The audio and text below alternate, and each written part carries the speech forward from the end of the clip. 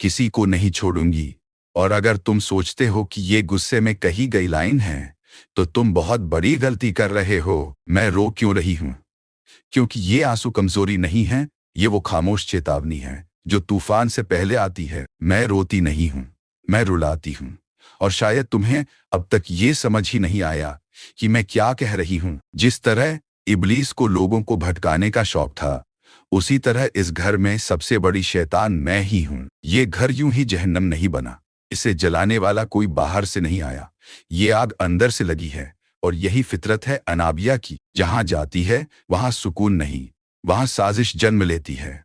वो सही और गलत की बातें बहुत करती है, लेकिन उसकी जिंदगी में सही सिर्फ वही होता है जो उसके फायदे में हो। गलत काम को सही बना देना और सही इंसान को गलत साबित करना, ये उसका असली हुनर है। लोगों को काबू में रखना उसके लिए मुश्किल नहीं। वो मुस्कुराकर वार करती हैं और सामने वाला तब समझता है जब बहुत देर हो चुकी होती है। शाहवेज उसके लिए मोहब्बत नहीं, एक चाल है। उसे अपनी मुट्ठी में करने के लिए वो किसी भी हद तक जा सकती है। इज्जत, रिश्ते, भरोसा सब कुर्बान हो सकता है अगर नतीजा उसके हक में हो।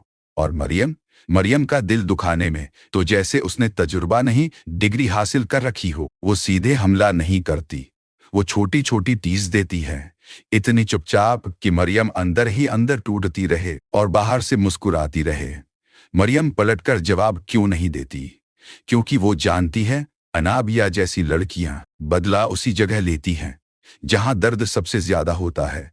वो शब्दों से नहीं, हालात से मारती है। सबसे खतरनाक बात ये नहीं कि वो दूसरों को तकलीफ देती है, सबसे खतरनाक बात ये है कि वो खुद को मासूम साबित कर लेती है और सामने वाला खुद ही खुद को गुनहगार समझने लगता है।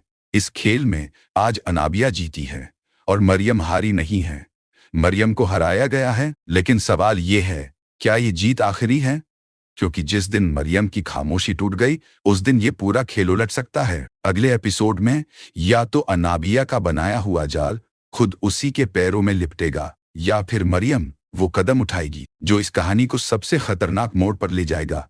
अब तुम बताओ, अगर मरियम सच बोल दे तो क्या अनाबिया बच पाएगी, या फिर एक और मासूम इस आग में जलने वाला है? कमेंट में अपनी राय लिखो। और अगर तुम्हें ऐसे होनेस्ट रिव्यूज पसंद हैं तो चैनल को सब्सक्राइब करना मत